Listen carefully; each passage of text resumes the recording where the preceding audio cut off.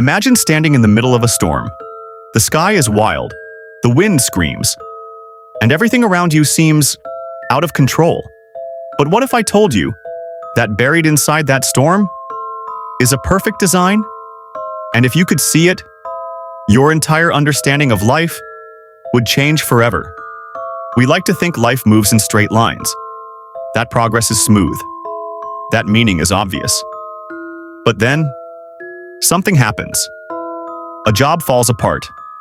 A relationship ends.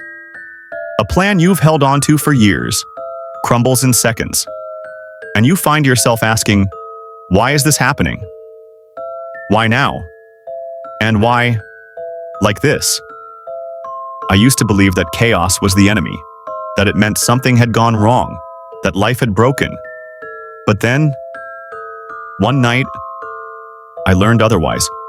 It was winter. Snow fell in lazy spirals under a single streetlight outside my apartment. I was sitting at my desk, staring at a notebook that had nothing in it except one sentence. I wasn't thinking about snow. I was thinking about my life, about the mess I was in, and how every time I tried to fix it, it only became more tangled. My mind was restless. Memories scattered everywhere. The decisions I regretted, the moments I wished I could rewrite. I kept replaying them like broken film reels.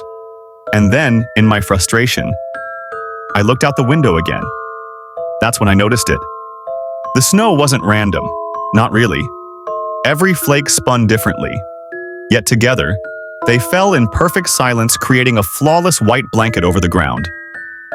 From up close, chaos. From a step back, perfect order. That's when something clicked. What if my life is like this? I thought. What if what I see as disorder is part of a design I just can't see yet? The human mind is obsessed with control. We demand logic.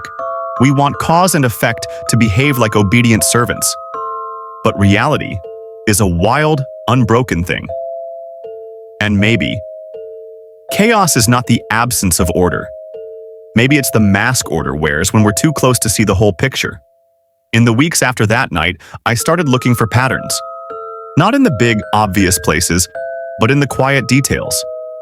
The way a conversation I thought was meaningless would lead me to meet someone who would change everything. The way a delay, an inconvenience, would push me to be somewhere I was never planning to go, but needed to be.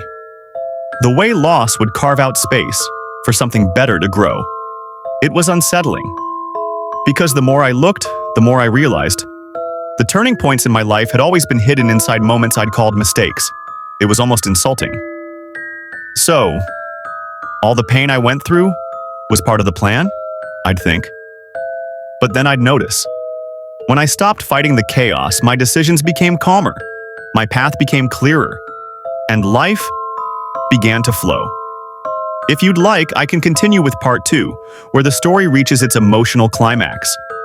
The moment the narrator tests this philosophy in a high-stakes personal challenge, leading to the powerful closing lesson.